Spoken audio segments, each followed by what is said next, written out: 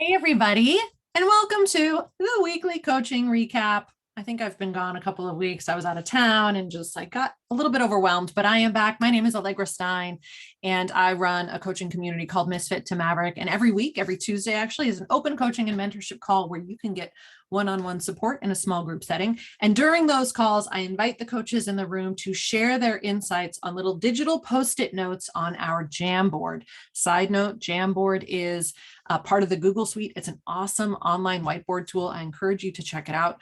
And what I like to do in these videos is just show up, take 10-ish minutes or so, and share some of the highlights of those calls with hopes that they help you, dear coach, on your coaching adventure. So if you see me looking around my screen, it's just because I'm scanning the Post-its. Let me jump over there right now and fill you in on some of the highlights. So one of the coaches, actually a big part of the conversation in this week's session, was a coach who feels ready to really dive in, get clear on her offers, and start creating clients. She recently went through a pretty rigorous certification program and is starting to realize that getting certified as a coach is much different than creating clients as a coach. I don't know about you, but I hear it a lot, and I remember it for myself. It felt like to become a coach, running my own coaching gig. So I'm not talking about getting a job as a coach, but just being like, yeah, I'm a coach. I want to have my own coaching practice. Getting certified, learning the art and the skill set and practicing actually coaching people is much different than creating clients, right? I've shared this metaphor before. It's like wanting to be a chef is different than running a food truck, right? Wanting to be a coach and to spend your time coaching is different than trying to figure out how to get people to the window. Figuring out how to get people to the window in and of itself is an art form. It requires creativity and some strategic thinking and patience and time and a lot of experimentation and things working and not working and figuring it out. So I just want to acknowledge that I don't know where you're all at on your journey, but if you found yourself maybe recently certified and you're like, well, where are all the clients? It's a piece that I wish was talked about more during that decision-making time of just being like, listen, yes, go out, start studying, figure out what coaching is to you, what your special sauce is going to be, coach your ass off, get as much experience as possible. And that journey and that art form is different than wanting to create your own clients and have your own practice. Not at all a problem, just an awareness that this particular coach is really kind of in this moment. She's like, okay, now I'm ready. I want to get the offer ready. What is it that I'm putting out there? How am I working with people? And how can I start creating some clients in that space? So yesterday, we're kind of taking things one step at a time. And yesterday was all about just mapping out what her offers are going to be. And I think I'd like to create a separate kind of bigger resource on this. Let me know if you'd like to see something like this in the comments below. But we just talked about how to maybe structure an initial coaching offer, kind of a small little appetizer. I call it a map making session with your client, and how that can actually fit with and lead into longer term coaching partnerships. If you are particularly drawn to one-on-one coaching, again, it depends on your strengths and your interests. There's so many different coaching experiences that you can create. But if you're like, I want long-term one-on-one deep partnerships, that's what I have always loved as well. Consider having an initial kind of taster appetizer offer that could lead naturally into a longer term partnership. Again, I think I'm going to create something more specific to that, but it was just a neat part of the conversation. And I think I just want you all to know that there are ways to map out the different parts of your coaching food truck that make sense and invite people to kind of start with maybe the smaller, shorter, no less impactful, just easier to say yes to offer, which could then lead into a longer partnership. Again, if you'd like to hear more about that, share it in the comments, or better yet, come join us in Misfits Maverick, where I am happy to talk to you about it all day and on the next coaching call, because this is what I love to do. Let's see. On the thing is a little note that says no more sweater sets.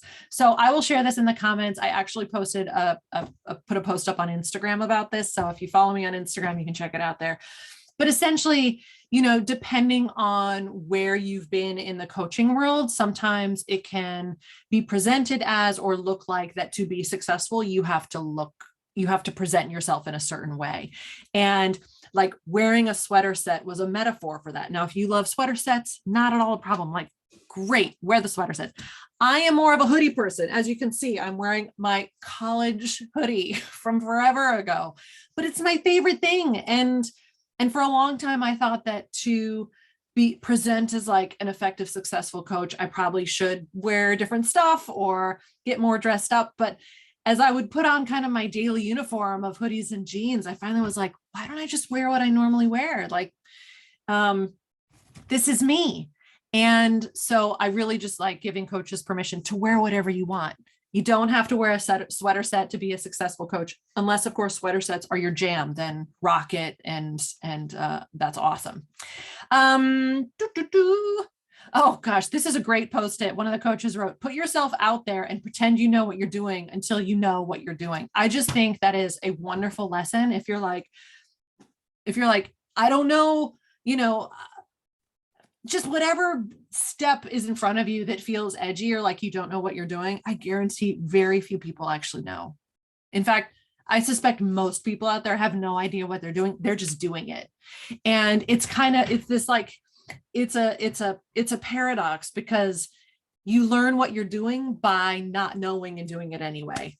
Yesterday I sent this email out and I was feeling really nervous about it. I'm like, I don't know if it's ready. I don't know if it's ready. And I reached out to one of my coaches. He's like, it's probably not ready, but you're only going to know if it's ready by sending it out there.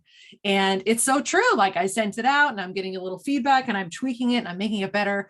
So pretend you know what you're doing until you know what you're doing. Let's see.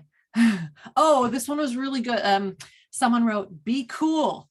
You don't need that client. Let them go. Create space for the next conversation. This came up when one of the coaches on the call was just sharing that, what do you do if you have a discovery call with someone and let's say you really want to work with them, or they might say, I really want to work with you. And you say, great, I'll send you the info. And then you never hear from them again.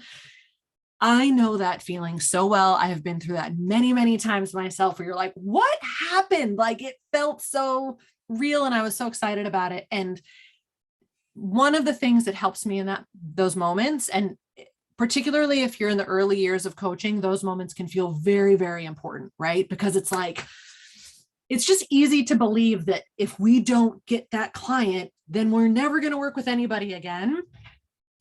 And it's just about practicing zooming out, remembering that this is a long game. This is a marathon and not a sprint. And when we see things as a long game, those little individual moments don't feel as edgy. And we just need to be cool. We just need to be cool sometimes and just be like, you know what, it just wasn't right for them right now. And that's not a problem. Maybe it'll be right for them in a few months. A couple of coaches in the room shared stories about how, they were just now being hired by someone years after their original meeting, right? So have patience. If it's not right for someone, if they don't reply, you can do a few follow-ups if they feel right for you. And I can offer suggestions about how to phrase those if you want to know. But we can just let them go and be cool. And everything's going to be fine, and create space for the next person who wants to have a conversation with you and explore the possibility of working together. All right, let me do one more. I'm not sure how long I've been talking, but I feel like I'm approaching, if not over 10 minutes. Boop, boop, boop. What's my very next step? Share case studies. Okay, I don't think I shared this one, but I'm gonna say it one more time because I think I've said it before. If the way you describe your work feels intangible. Let's say, for example, you're like, I help moms deepen their self-awareness, or I help creatives find their spark again. A couple little notes here. One, are those words coming out of people's mouths? Like, is that what people are actually saying? Are they with their friends saying, you know what, I just want to find my spark again? They very well could be saying that. That's why I want you to do a conversation project, because use the words that they use to describe what they want to describe what you do. Okay. But let's say a mom is like, are there moms out there saying, I just want to deepen my self-awareness? Again, they might be, but if the language you're using feels right for you, because you're like, but that's what it really is, offer examples. Offer specific examples of what that actually looks like to a person. So let's say you're like, I help moms who want to deepen their self-awareness. For example, if you find yourself snapping at your kids while you're making dinner more often than you'd like, that's what I'd like to help you with. For example, right? Creatives getting their spark back. For example, if you're an art school graduate and it's been 10 years since you've picked up a paintbrush, I'd like to help you start painting again. Can you see how like the examples make it tangible? They make it real. So if you're out there talking about your work and you're like, I help people relax, for example, like tell me about an actual real moment in someone's life, paint a picture, tell a little story, because people see themselves in that. And when we just use more general language, they'll be like, I don't know what that means. So they'll just ignore it.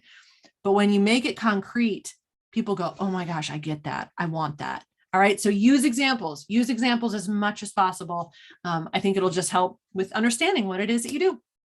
All right, that's all I've got today. Thanks for listening. If you're watching on YouTube, share follow-up questions and comments down below. Please follow and subscribe or whatever it is that we do here on YouTube.